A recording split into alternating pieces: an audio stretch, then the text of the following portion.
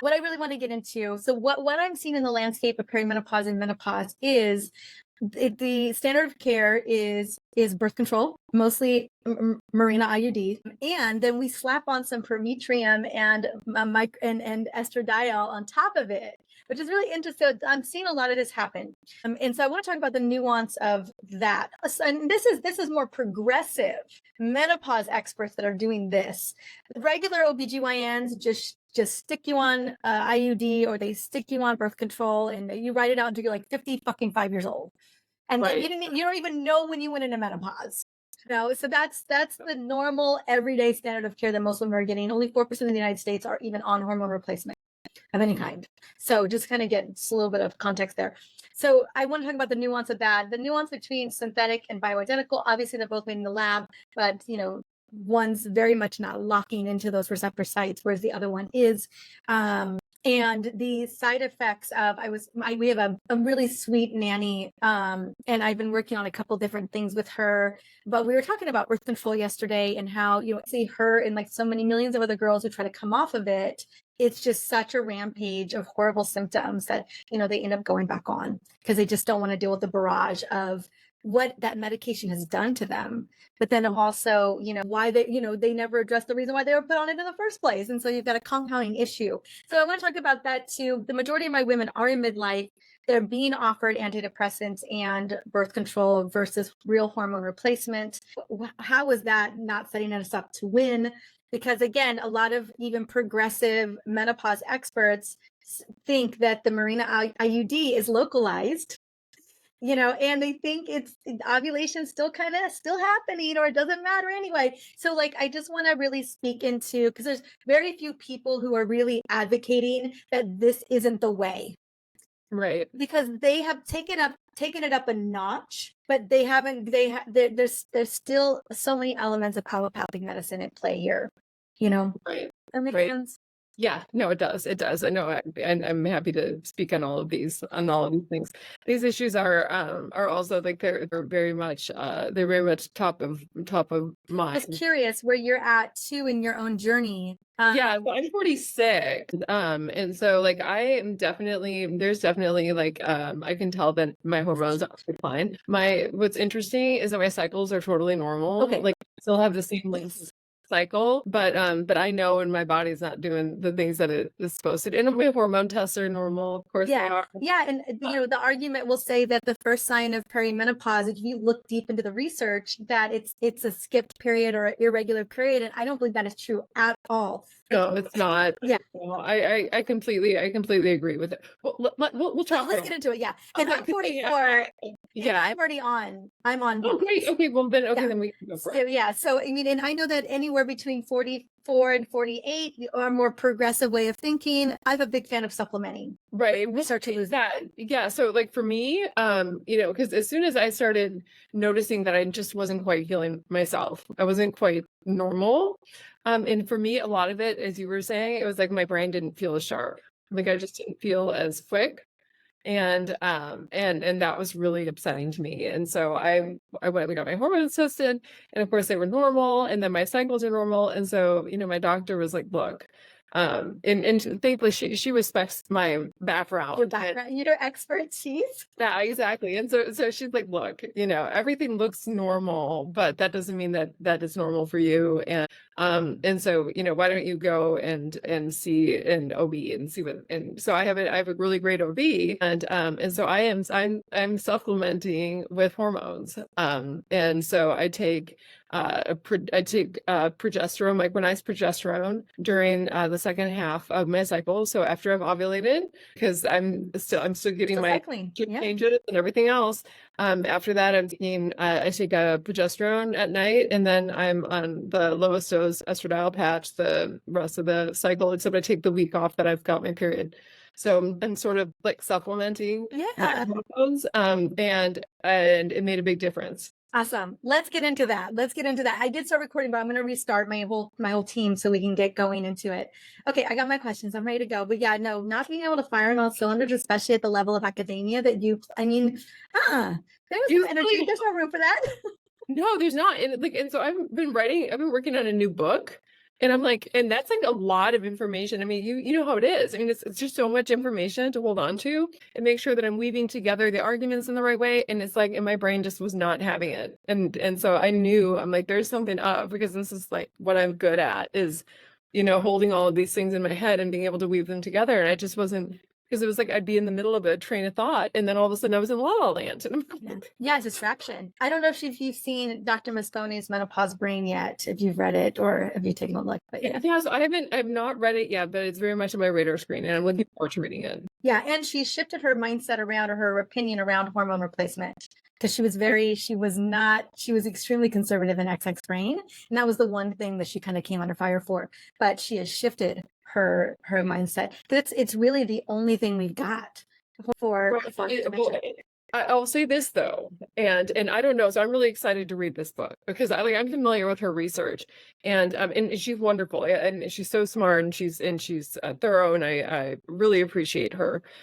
But the one little bone I have to pick is that the things that I've looked at, it's all looking at estrogen. Yeah, not progesterone at all. Nothing. Yeah. And nothing more neuroprotective than progesterone. Yeah. When I was dealing with my brain injury, I had it was post-concussion syndrome due to 2 massive concussions back to back.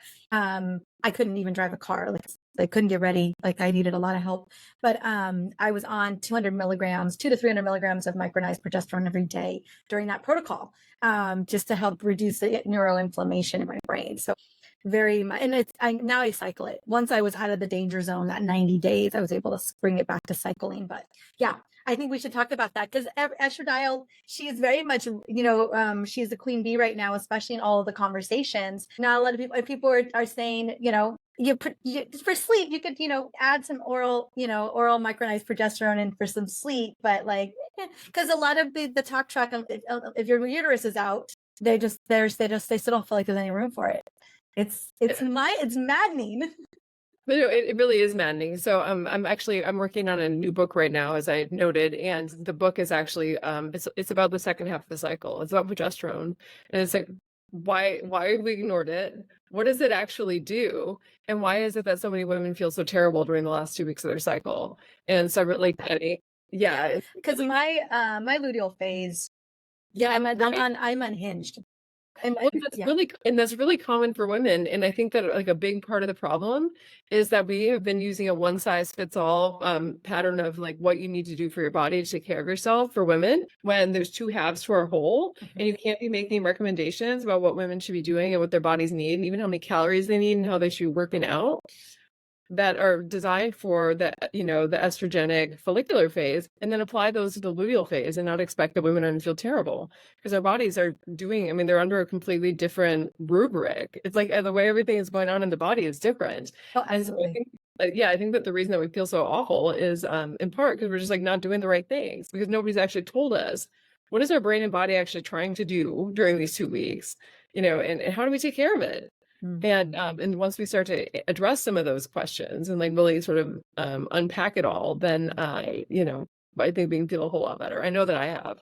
Yeah, I'm curious. Yeah, that's what I wanted to ask is, in the midlife.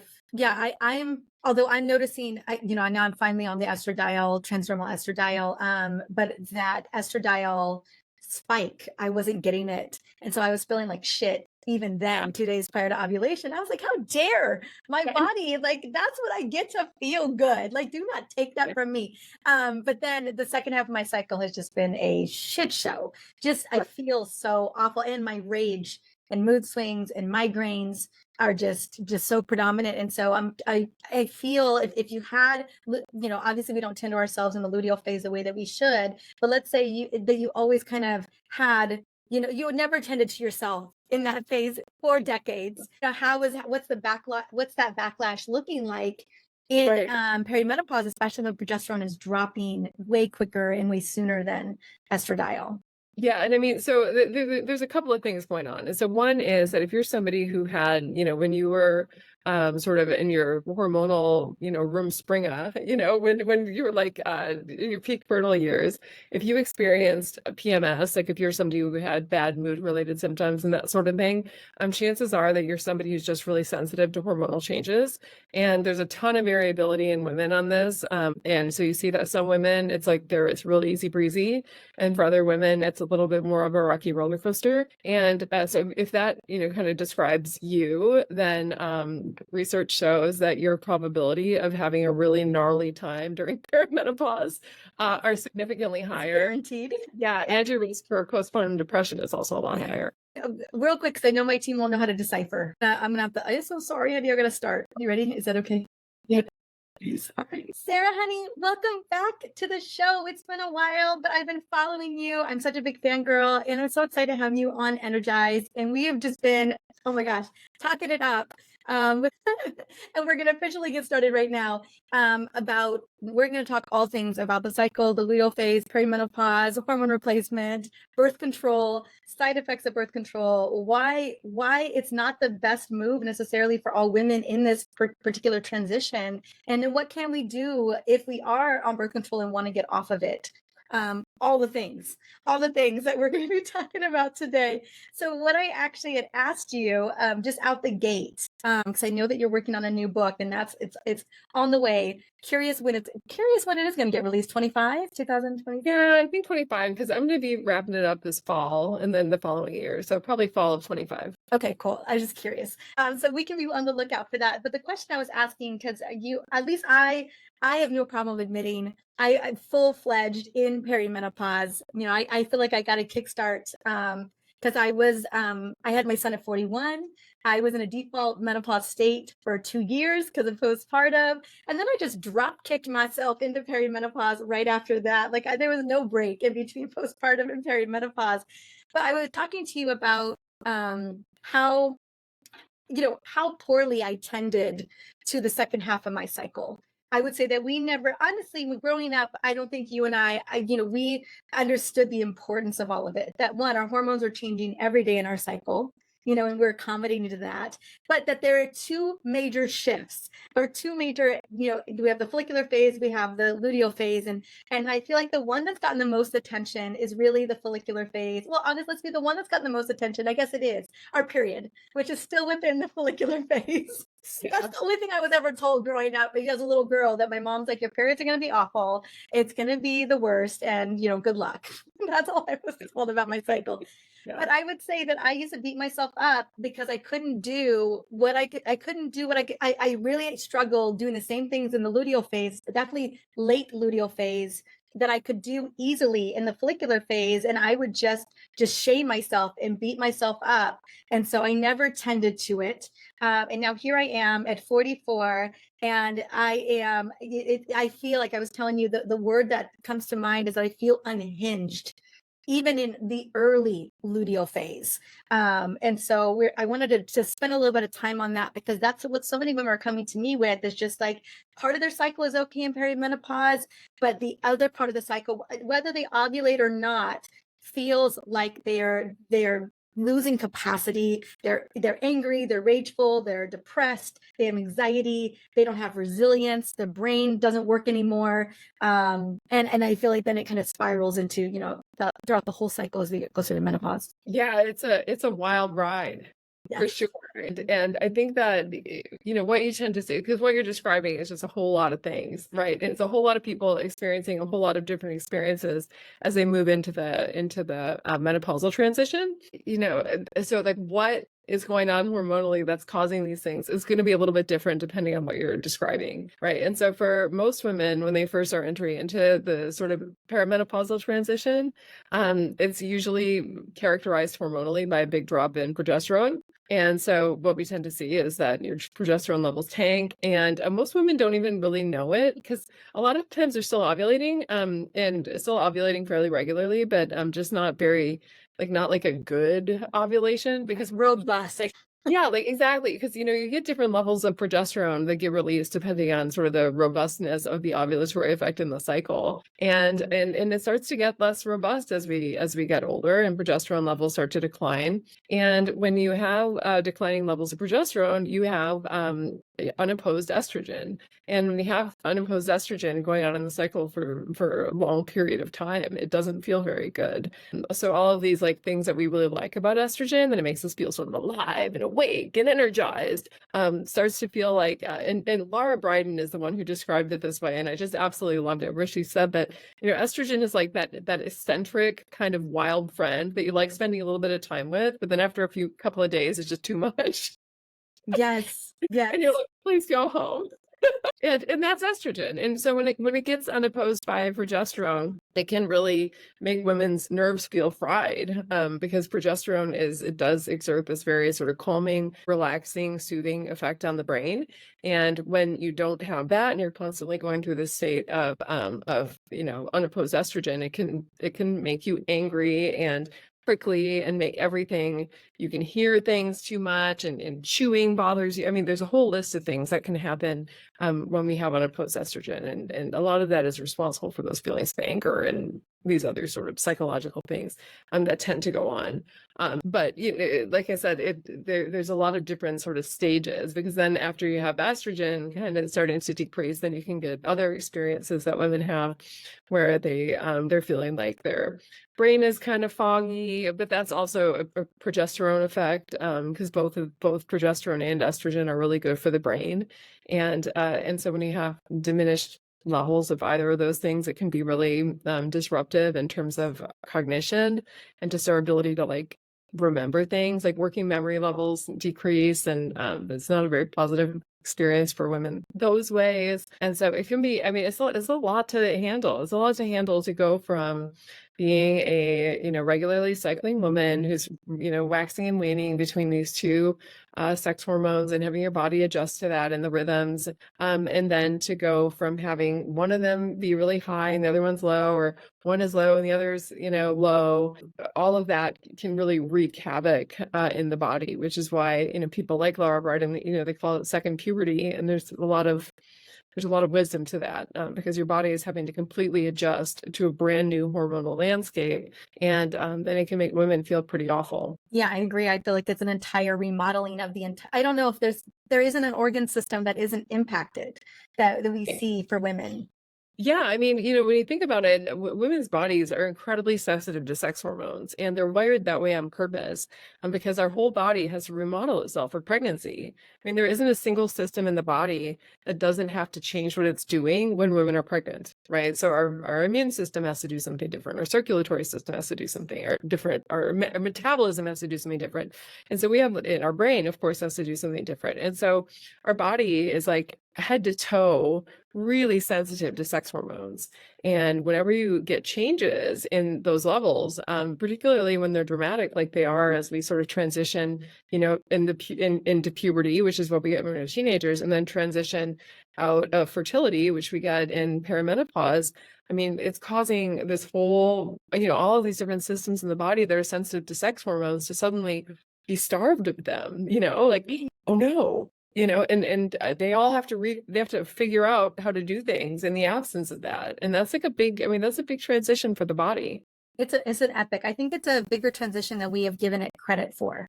As I dive deeper into the research, I wouldn't say that, and I think there's something very empowering about menopause, but in terms of our health span, I don't know if perimenopause and menopause is taking us somewhere entirely amazing. Now, I don't think that we're better for it to have starved these receptor sites of these critical hormones. Like, I would say keep them as long as you can.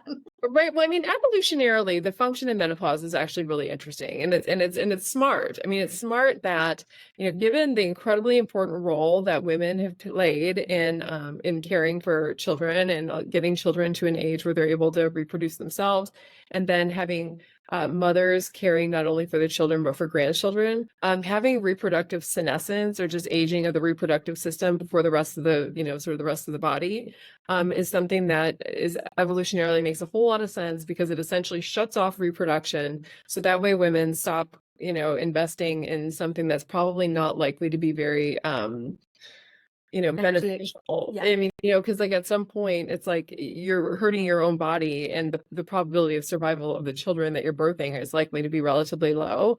And so to have this break that's transitioning our body away from direct reproduction and instead investing in our children and grandchildren as the way of sort of ushering our genes into the next generation, makes really good evolutionary sense. But for contemporary women, of course, it's like, we don't need that break. It's like we can restrict our fertility on our own. Thank you very much. And wouldn't it feel great to then also not have as a side effect of this really, sort of wise biological transition that our body is doing to help prevent us from reproducing? Like, wouldn't it be great if we could continue to get all the benefits that we get from our sex hormones without having to worry about pregnancy? And of course, contemporary people, we have the ability to do things about that. And many women do. And they use hormones, and they or like a menopausal hormone therapy as a way to maintain levels of hormones even after they are sort of post reproductive or post fertility. Yeah, I agree. I mean, the grandmother effect, that evolutionary theory is where, the way that we show up to be grandmas, and protect our family and can show up in that way to continue the gene line is incredible. Yes, and we can still, yes. Yeah, and it feels terrible. Yeah, no, and so, this is one of those things where, just because this is this tendency that we've inherited, and it made a lot of sense evolutionarily that we inherited it, that doesn't mean that we have to put up with it. It's like having, premature children. Like both my babies were born a little bit early. Evolutionarily, the sort of natural thing would have been to let them die. But we don't do that. like we don't have to do that. And and I've got these great kids. So just because something is historically, provided an advantage for ancestors and is something that makes a lot of sense and evolutionarily has an explanation, doesn't mean that it's the right thing to do if we have a workaround that's going to allow us to live the life that we want to live, feel the way that we want to feel, and in the case, my case, have the kids want to have. So, I think that's important to keep in mind. One of the reasons why I wanted to have you come on was to talk about kind of our standard of care when it came to women in perimenopause and menopause. And obviously the conversation is shifting, 20 years after the Women's Health Initiative, we are beginning to turn a corner in terms of the benefits of hormones for women in perimenopause and menopause. But still, you go to your typical OBGYN, and normally the recommendation to the standard of care is to just put women on birth control to manage those symptoms. And what I'm finding, the more progressive kind of menopausal experts, we were talking about this, is they'll put you on, again, what they think is a localized progestin in terms of the Mirena IUD. And then in order to treat symptoms of low progesterone, they will still put someone on an oral micronized progesterone, Prometrium, cycle or continuous. It depends on the philosophy of that particular doctor. And then even depending on some of your other symptoms, a very low dose of transdermal estradiol. So not only are you on hormonal birth control, but now you're on potentially bioidentical hormones as well. And I'm curious to hear a little bit about your thought, because my standpoint is, why are we using the Mirena IUD when we could just be using the bioidentical hormones? Right. So, I mean, I'm going to get in the brain of a doctor for a minute, and I'm going to hypothesize that the reason that they're doing that is just to make sure that they're not overloading women's bodies with hormones. And so the idea being that if women are actually cycling and ovulating and everything else, right, that maybe that they're shutting down their HPG axis and preventing ovulation, and then they're going to give them these hormones so that way they can have a control, they can have a little bit more control over how much hormone is getting released by the body. But I don't know that that's necessarily true, because I know that a lot of doctors think that most women continue to ovulate when they're using the Mirena IUD, and some women actually do. Some do, but it's not like messy. It's such a small percentage, and it can be inconsistent. Like It is inconsistent. The argument about, depending on the doctor, I get that it's case by case, but from what I understand is that often it's contraception. So let's give you the Mirena IUD for contraception, and you're having all these these crazy perimenopausal symptoms, then let's bring in the bioidentical hormones as well. And so I think, Right. and I think that there's some symptom management. From what I understand, it's a lot of symptom management with that IUD. But if it only addresses some symptoms, like the heavy Right. bleeding, and you're still dealing with problems with sleep and anxiety and depression, maybe maybe we're more nuanced or educated to not just put you on an SSRI, Right. that we would instead try oral micronized progesterone instead of an SSRI, but also thinking that the progestin is doing something amazing too, but just doing a different kind of amazing. Right, right. So I mean, yeah. So progestins are just not good for mental health, and for the hormonal transitions, and all that. Like I think that the decision of physicians to treat women who are in the menopausal transition with synthetic progestin, which is in a hormonal birth control or something like the IUD, isn't necessarily the best bet.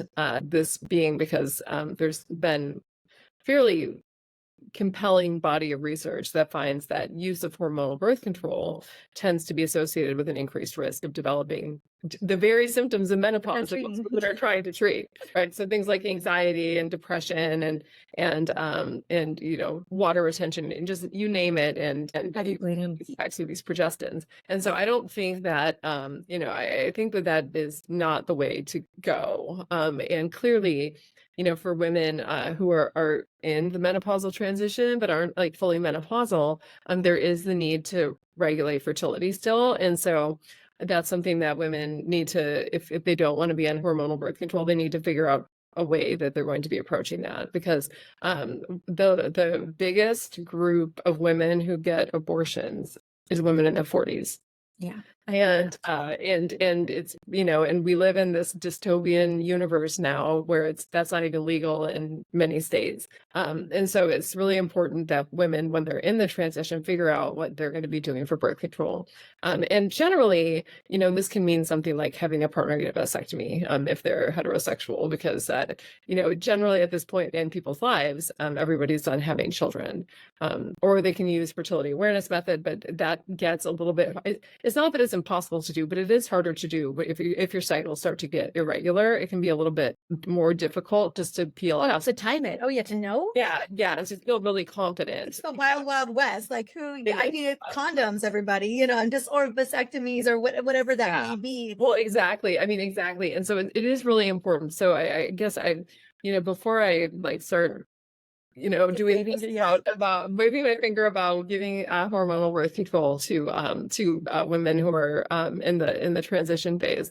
I do understand doctors' concern with fertility regulation, because this is, like I said, this is the group that this is a group of women who has a very high rate of unexpected pregnancy, and so it's important that is addressed. And so, but with that being said, if women have that managed and they have some sort of a form of alternative contraception, then I think that just using the sort of body identical hormones is a much better bet in terms of managing symptoms, just because they are body identical. Hormonal birth control, you're not dealing with body identical hormones, and the synthetic progestins in particular they don't offer the same types of neuroprotective and neuroplasticity boosting benefits that actual progesterone does. And these are some of the things that women really miss when they're going through the menopausal transition. A lot of the time,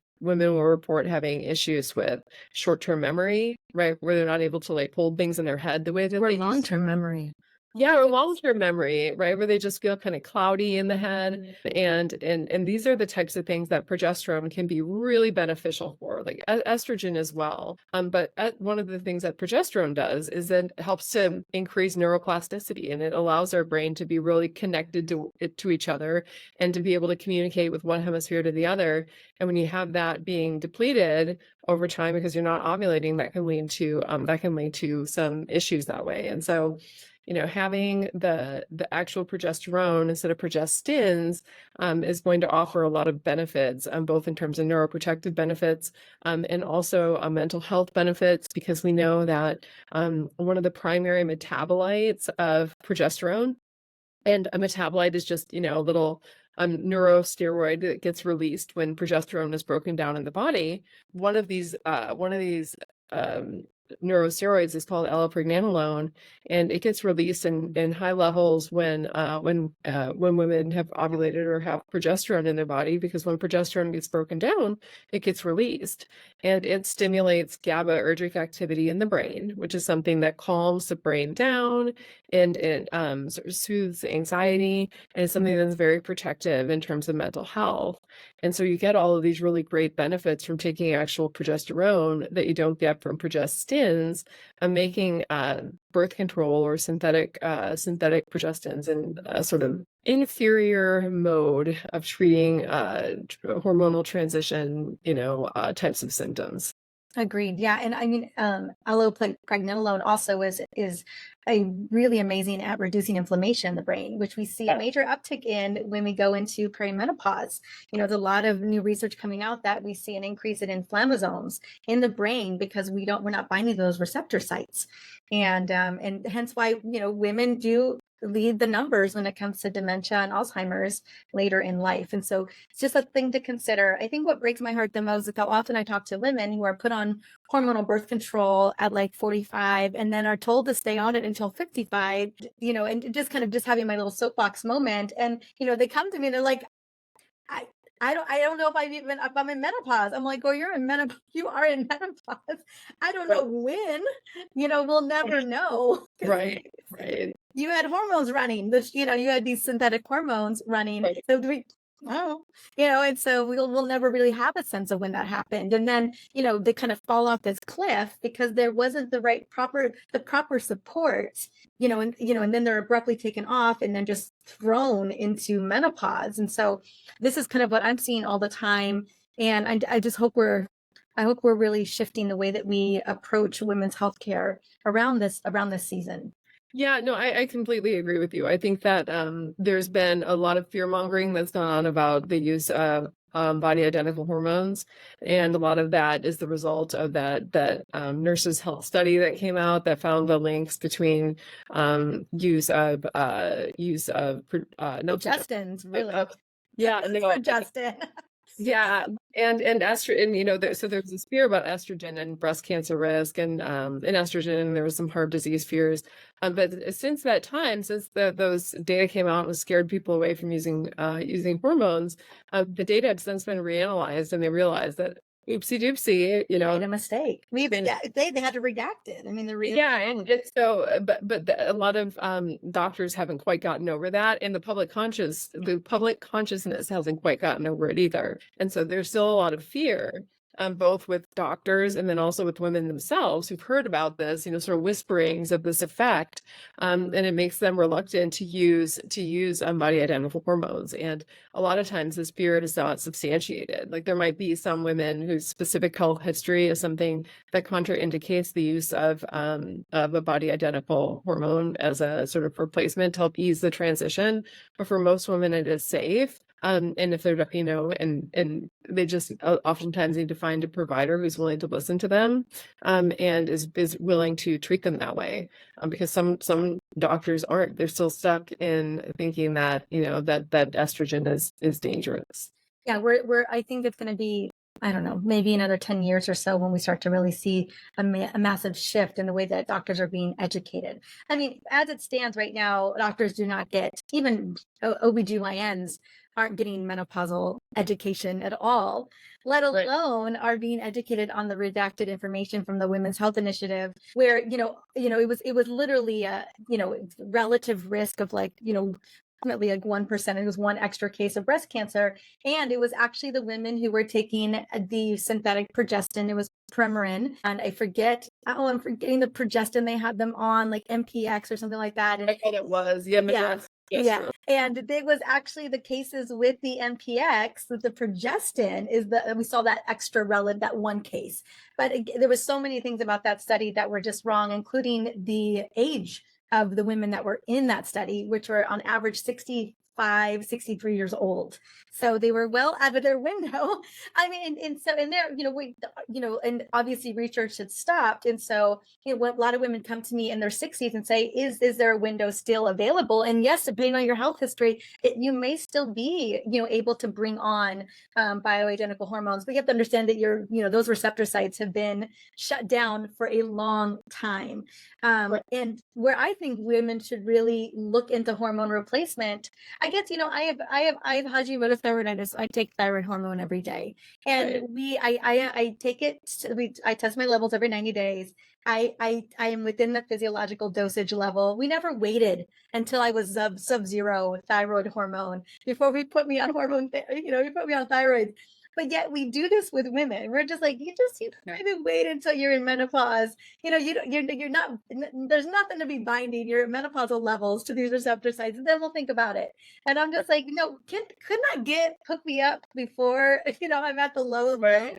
And so I'm excited for that conversation. Well, so I think that we need to absolutely redo how we're doing hormones and healthcare for women, period. And because you're right about this. And so currently menopause is only diagnosed, perimenopause is only diagnosed right after the fact. After the fact. Right. Yeah. So it's like, oh, okay, you went into menopause. Yeah, all that shit you were going through before, that was totally perimenopause.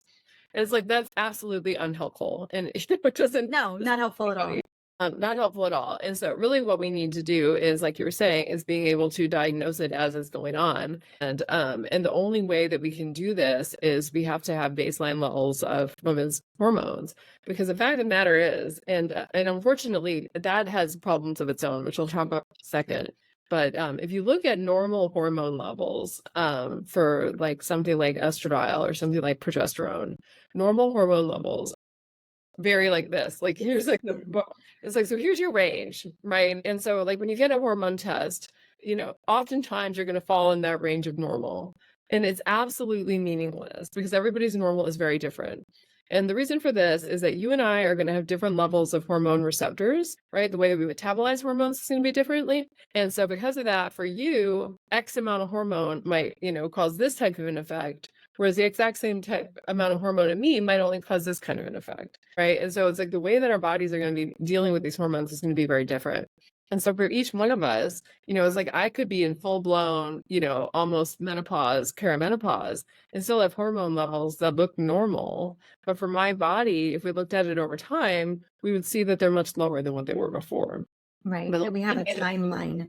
And the only way that we can know is by measuring it and then following up. And like I said, this does have problems of its own. And the reason for this is that we are so complicated, and beautifully. I like to say beautifully. No, it is. I mean, it's so. The thing about it is that we're really complicated because our bodies are really friggin' smart. It's like they adjust to everything, and so it's like all these little minor adjustments. And so like we're like a surgeon's scalpel. Our body just like does things very intentionally.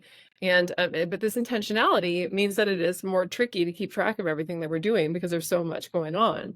And part of this intentionality is that even between cycles, so if you measured me on this cycle and then measured me next cycle, my hormone levels might look different. Even on the same day. Even day 21 or day 19, that halfway. Yeah, no, totally. And so it's like there's got to be there's got to be a way that we can test hormones efficiently and cheaply in a way that allows us to get a larger snapshot than just like one hormone, one cycle, 1 year. You know what I mean? Yeah. So that's one thing. Another alternative is I think it would be really cool to see us as, sort of people in the world who are able to develop technology, some way of developing a distal measure of hormone levels that is something that's easy to capture. And in some ways we have that with body temperature and that sort of thing. And you can kind of see that your body temperature, like I can tell when I'm having a not great cycle because my temperature increase isn't as good. It's kind of like yeah, and progesterone, she ain't there. She didn't show up. Yeah, I know. It's just like, is that it? Is that it? Is that it? And so and so but if we can get something a little bit more precise, like there's got to be something that we can use to be able to track this over time And, one way is, that you do like a full, like, let's say that you do 2 cycles every other day, hormone measures or something. And you do that once a year or once every 2 years or whatever, and we kind of track. And that's expensive and it's hard to do, but it could be really Yeah, informative. it would be. Yeah, I mean, I think that's why, there's so much, especially in this particular realm of perimenopause and menopause, where it's more discussions happening and more nuance, and women are so frustrated because there's so many doctors and influencers that have very big and different opinions, and it feels very much like the wild, wild west. And how it is the wild, wild west right now in 2024 is just mind blowing. But I'm just so grateful that at least the conversation and the research is happening. But you have some doctors who land on, I was talking to someone today, a client, she's like, where do you think my levels are? And she just hit menopause. I'm like, girl, they're menopausal levels. I mean, we could take a look. I don't mind us testing. That's probably where you're going to be landing. And that's why most doctors, if you go into their office, are going to say, hey, we don't need to know where you are. We're just going to treat the symptoms. Right. And you know what? Like, I think that's a really smart approach, honestly, because those hormone levels aren't going to tell you usually a whole lot anyway. Some women like to have them anyway, and so I don't think that they should be restricted from being able to get them if that's going to make them feel some comfort. But oftentimes women will be experiencing hormonal transition symptoms, and their hormone levels are just fine. Like So often, and so like we have to do the thing that the medical establishment has been training us not to do our entire lives, and that is that we need to trust our bodies. Wait, what? Listen to our wisdom, intuition. I know. It's like they've been trying to beat it out of us for so long, and now doctors are kind of, at least some, good, thoughtful doctors are like kind of turning the corner and saying, you know what, these hormone tests are not going to be helpful. We need to like listen to what your body is telling us, and these symptoms are consistent with this and consistent with that. And then giving them some sort of a regimen with body identical hormones or whatever it is that they want to do to deal with their symptoms, to help them feel better if that's their choice. There are some women who, and we talked about this before we started our actual call, who like to white knuckle the whole experience and just, hold on and kind of go quietly into that good night. But then for other women who don't want to do that, it's nice to know that that there's these other options. It's just too bad that they're so hard for a lot of women to get, and that it is the wild, wild west, and that there's not like specific, you can talk to 10 different doctors, be 10 different ideas about what you should be doing with those things. And I think that a lot of us, it's that same biology experiment we've been having to play with our bodies since the beginning of time, where doctors don't know how our bodies are going to respond to something. And so we just have to kind of troubleshoot and, try things out and see what makes us feel good and not. Yeah, well, I agree. And I mean, even, I've had so many labs done over the last 2 years, because last year, coming off finally ending my breastfeeding journey, I've shared this a lot on the show, and the symptoms were just all over the place. And it's, I'm 43, so just that alone, I'm just, I should have just put it together. This is what I do for a living. But there were a lot of, when you have other health concerns coming into peri, you're like, well, maybe it's those things. Maybe it is my Hashis. Maybe it is the stress response system that is overactivating again.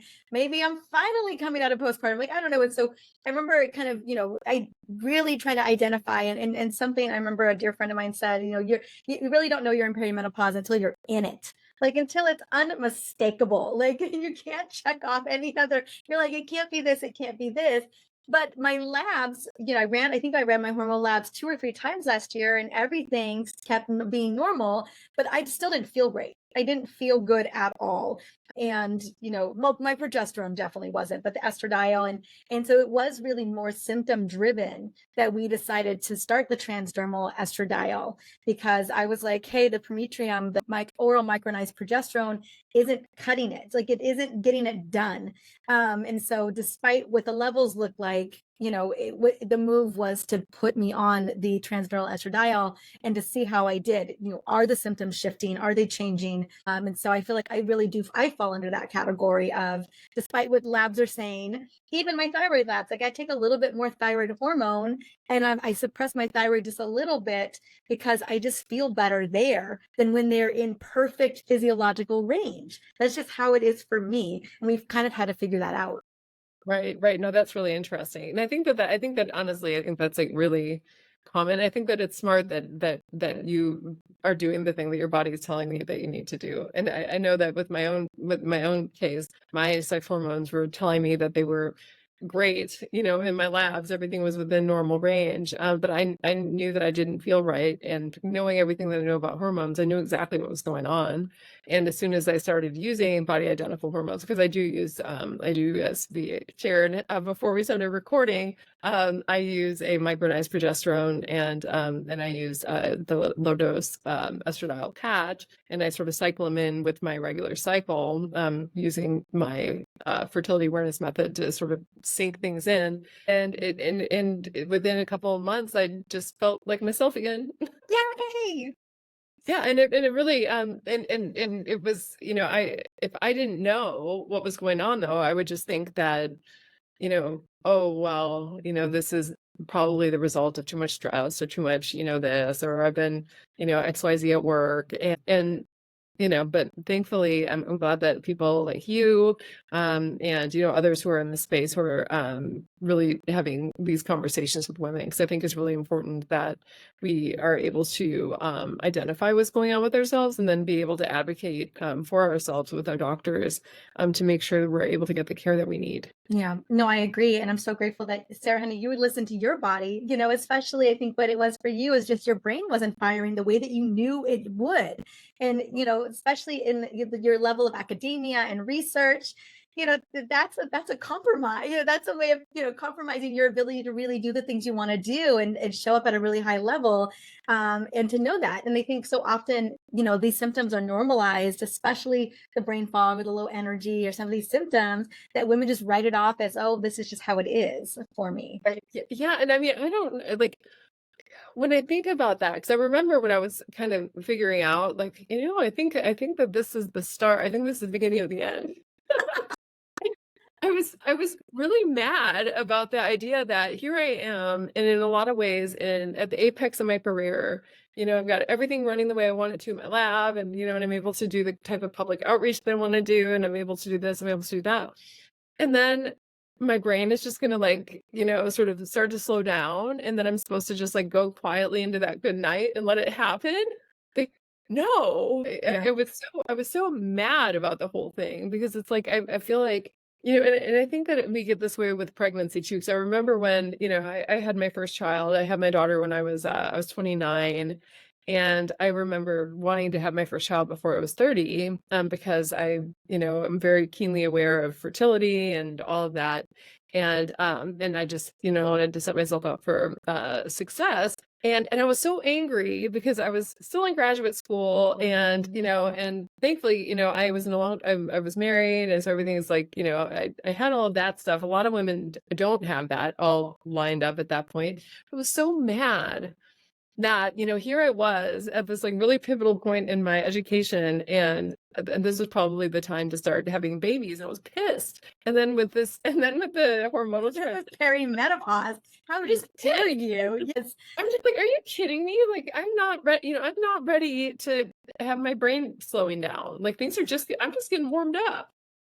Yeah, no, I feel you. Even at 43, when I began to feel those changes, I was like, whoa, whoa, whoa, this is way too young. And I think about so many women who the forgetfulness, the word recall has been the big thing for me. There were months where I couldn't even record solo episodes anymore. I couldn't make videos without 1,000 tries. Like, I just couldn't do it. And I was like, this can't be it. This can't be how it's gonna be for me. I'm just too young. And so often women don't think they have solutions outside of maybe and not that I wasn't supplementing and taking actual supplements, but anything more than that. And so I'm so grateful we're having this conversation, because I want women to know that they are not alone. And even women that are, playing at this high level are still trying to figure out, like, what can we do to save our brain? So it's very much one of the signs I see women experiencing on the early side of peri. Yeah, no, for sure. And I think that it's something that is really easy for us to dismiss as being stress related. Because the things that usually go south, for most women that I've spoken with about this issue are, one, things like your memory and that sort of thing, like you were saying, where your brain just doesn't feel quite as sharp as it normally does. And then the other one is, and no, my brain just forgot it, is mood. It's mood. Oh, I knew you were gonna say mood. Yeah. Is that your mood just goes in the toilet, and then you find that you have like nuclear PMS, where especially during those last 2 weeks of the cycle, that you just feel really, really bad and angry. And a lot of these effects are the results of unopposed estrogen, because estrogen is like good, in smaller doses, and when it's like a visitor that we have at really high levels, unopposed for a couple of days each month, it feels really good, but too much of it is just too much, and it makes us on edge, and it makes us edgy, and makes us more responsive and reactive to things instead of being able to just sort of let things sit and being able to deal with them later. And having being able to treat these experiences, and use body identical hormones, I think, can be really, really helpful. It's definitely been helpful in my own case, with My case too. And I think it's high estrogen and low estrogen. I think either one. I feel like estrogen, particularly that Goldilocks is level is really important. Whether it's unopposed relative to progesterone in that late luteal phase, where we even see so many other symptoms play out too, or it's also not showing up in the luteal phase either. Like it's non-existent too. They're both non-existent. And so I think either one, it is a fine tuning, as you mentioned, because there's a lot of fine tuning that's happening. I want to quickly just shift our convo. I'm mindful of time, but I want to shift really quickly to research that you shared recently about the connection between birth control and overactivating the stress response system. So are you willing to share a little bit on that? I would love to be able to talk about this. I think that this is really, I think that this is a really important issue, and it's something that we don't yet know a whole lot about. There's been studies published since the 1990s that have been evidencing that women who are on hormonal birth control, that they don't get the same type of dynamic cortisol response to stress that naturally cycling women tend to get. And there isn't a whole lot that's understood about why it is that this occurs. But there's been, since the time that my book came out, I talk a little bit about this effect in my book. And this effect is a big deal. Just to sort of contextualize this for your listeners, this is a big deal because having a dynamic cortisol response to stress, when we release stress hormones, when something stressful is going on in the environment, this isn't, even though we tend to think about cortisol as bad, when we release it in these like little short bursts, it's actually very good. It plays a really important role in how our body copes with and adapts to stress. So it does things like it helps to initiate the birth of new neurons in the hippocampus. So it gets our brain primed to be able to pay attention to things and learn and remember things. So that way, whatever it is that's stressful, we'll remember it in future and be able to better cope with it. It dumps fat and sugar into our blood cells, or into our bloodstream, so that way they can get to our cells, and we can fuel a quick getaway and fuel our ability to think really quickly on our toes. And so having that little burst of cortisol is really important. And what we tend to see is that people who don't have this, it's usually the result of the fact that they've been subject to either chronic stress or trauma, which is something that's known to shut that system down in the body. And what happens is when you have cortisol, even though in these like nice little bursts, cortisol is very adaptive and very beneficial and helps our bodies cope with stress. When we're exposed to it over extended periods of time, our body absolutely shuts it down. And it shuts it down because what cortisol does when it's sort of doing all of these things to prepare ourselves to learn and to remember and to be able to make a quick getaway in response to stress is it's diverting all of the body's resources that it uses for everything else, like cell repair, growth, immune function, regulating cognition. It takes all those energy, all of those resources that are usually devoted toward, bodily maintenance and repair, and it diverts them all to managing the stress, whatever the stressor is. And so if you're being exposed to something, to stress chronically, and you're chronically getting cortisol dumped in the body will eventually say, no, like we can't do this. Because if we don't divert energy toward cell repair, the body's going to break down. Or if we don't divert any energy to immune system, we're going to get really sick. And this is why people get sick, by the way, after they've had a lot of stress, is because all of their resources have been taken away from their immune system and diverted toward managing the stress response. And so the body shuts it down. And what we see in women who are on hormonal birth control is that they have this same type of shutdown response where their body isn't releasing cortisol in response to stress. And what this seems to indicate is that women are probably, when they're taking hormonal birth control, is probably initiating some sort of a change in their body that's consistent with chronic stress. And that is that it might be fooling their bodies into, going into a hyper stress mode that then is actually causing the body to shut down the stress response. And this is something that's very consistent when you look at the stress, like the literature on women who have blunted stress responses in response to taking hormonal birth control. What we tend to find is that their total levels of stress hormones, their total levels of cortisol, like at baseline, so resting, are very high. Their levels of cortisol binding globulin, which is something that binds up cortisol, that is something the body dumps into the bloodstream to try to prevent cortisol signaling when there's too much of it, those levels are really high. And then you get this blunted stress response, like this blunted dynamic response to stressors. And so all of this is a really long-winded way of saying that it seems that women who are on hormonal birth control, that it's initiating some sort of a change in the body that overwhelms the stress response, makes the stress response shut it down, and then makes women unable to dynamically cope with stress in response to stressful situations.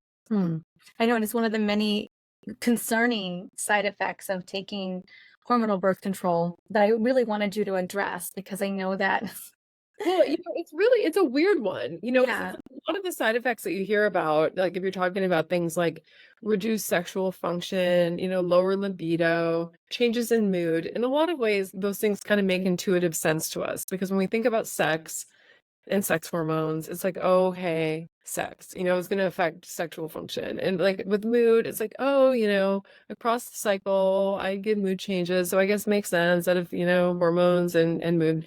But like the stress response, like that's kind of a weird one. And when researchers have started to try to uncover like what are the reasons that women's, like what is it that's causing women's bodies to get overwhelmed by the stress response when they're on the pill, what they're kind of coming back to is that it's probably some funky monkey properties of these progestins, because these synthetic progesterone molecules, they're not synthesized from progesterone. They're actually, most of them are synthesized from testosterone. And so they take testosterone, they monkey around with the molecules so that way it will bind to progesterone receptors in the body, which it does. And so it will still, stimulate these progesterone receptors, which makes the body think that it has progesterone in it. But because they aren't sort of a perfect mimic for progesterone, a lot of times they'll also stimulate other receptors in the body, including things like testosterone receptors and potentially glucocorticoid receptors, which are the receptors in our body and our brain that pick up cortisol. And so there's reason to believe, and there's some research evidence that suggests that this might be true, that some of the progestins in hormonal birth control might be, in addition to stimulating progesterone receptors, also stimulating cortisol receptors, leading the body to go into this state of hypercortisol response and then shutting down the stress response by the body dumping a ton of stress hormone binding globulins into the bloodstream and essentially making any cortisol that gets released completely ineffective. Yeah, not good stuff. Not good stuff.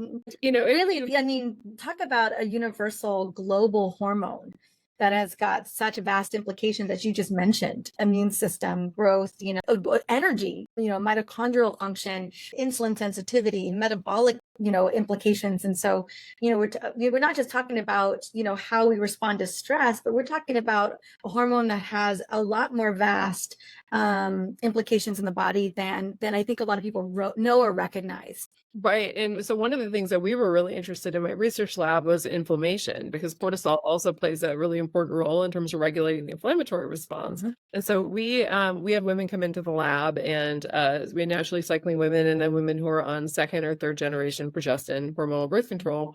And we stressed them out, and we looked at their inflammatory response to stress. And what we found was really interesting, and that was that women who are on hormonal birth control have a totally different inflammatory response to stress than do naturally cycling women. And women who are on the pill or on hormonal birth control, we found that their inflammatory response to stress was very, very much dominated by a cytokine called TNF alpha, or tumor necrosis factor alpha. And it is a cytokine that's been implicated in a lot of autoimmune disease. And so we are really interested in whether this dysregulation that you get in women who are on hormonal birth control might change the way their inflammatory response to stress in ways that then ultimately can put women who are users or former users at risk for developing autoimmunity. And we know already from research that we didn't do in our lab, but others have done in their labs, that women who use hormonal birth control are at a greater risk for developing certain types of autoimmune diseases. And so this is something that we're very much interested in and following up on. Yeah, no, I agree. And yeah, it's so fascinating to me, the kind of the increased risk with taking hormonal birth control. And then we've seen, I start to see an uptick in autoimmune conditions, probably women in perimenopause, where, they're maybe coming off of hormonal birth control finally, and their inflammatory response has just been off.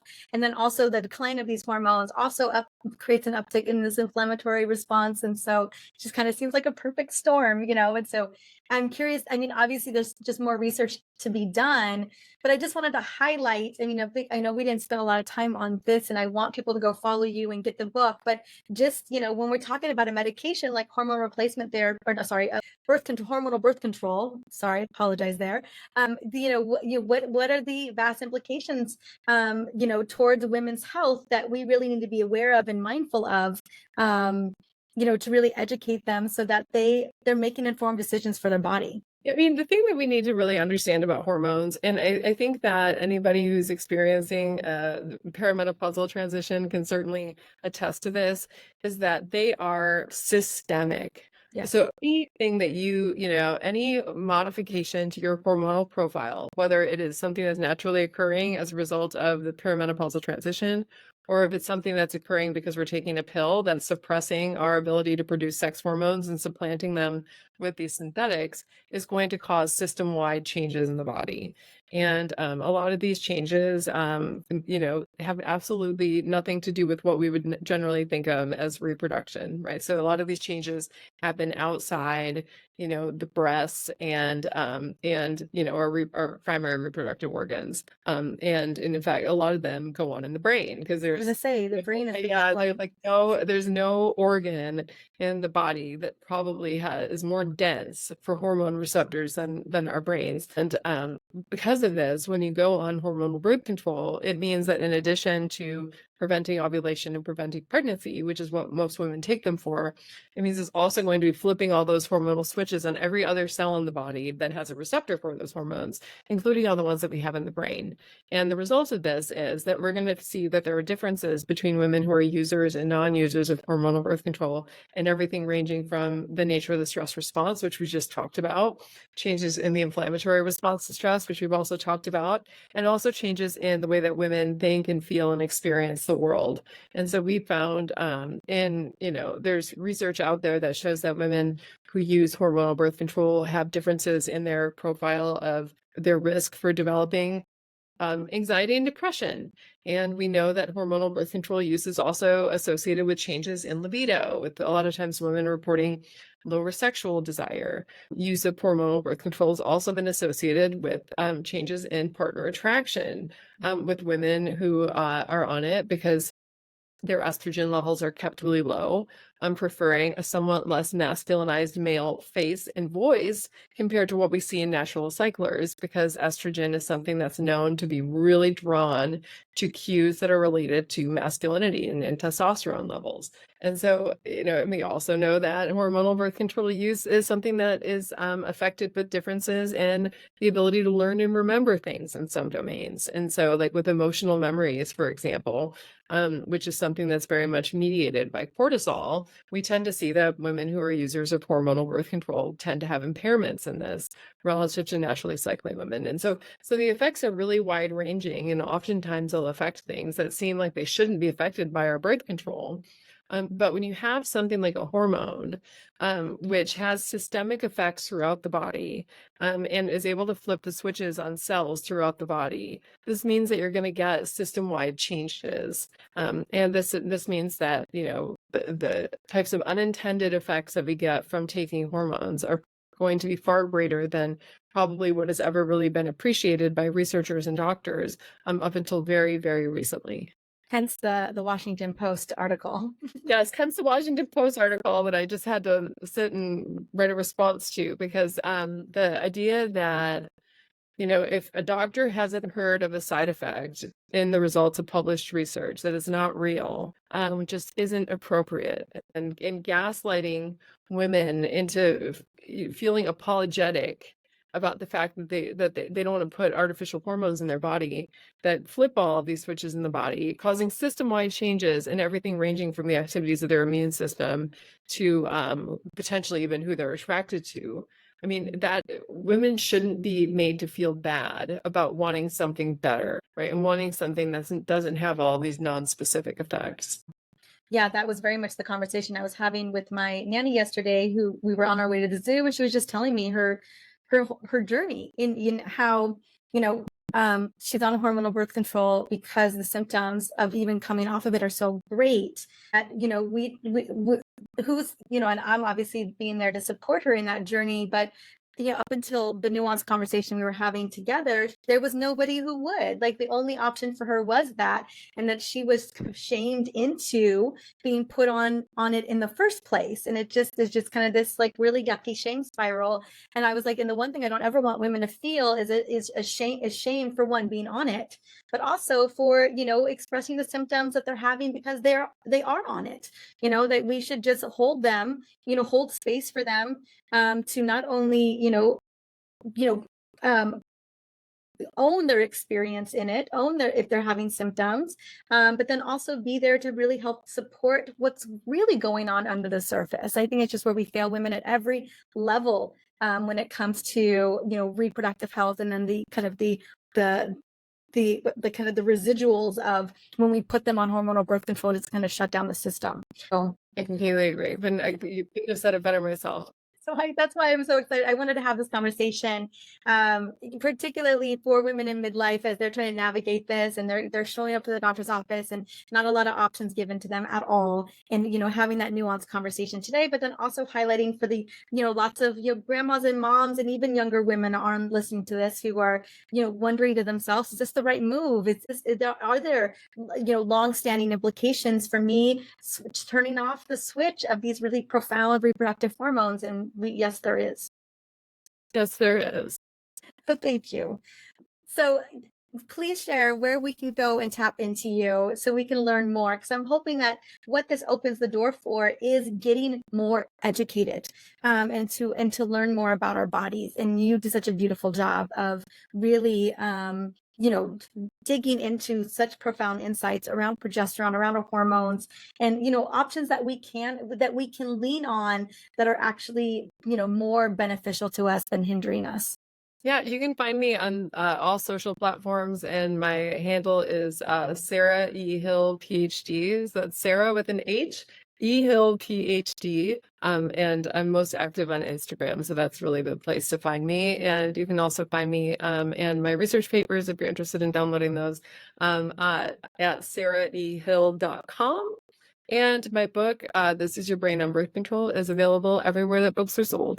Thank you. Thank you so much, Sarah Honey. It was such a pleasure to have you back. Thank you for the beautiful conversation and your amazing expertise and your incredibly sexy brain that is working so well. Yeah, thank you so much. No, this was a lot of fun, and I'm glad that we had the opportunity to chat again. All right, honey. Have a good day. You too. Bye.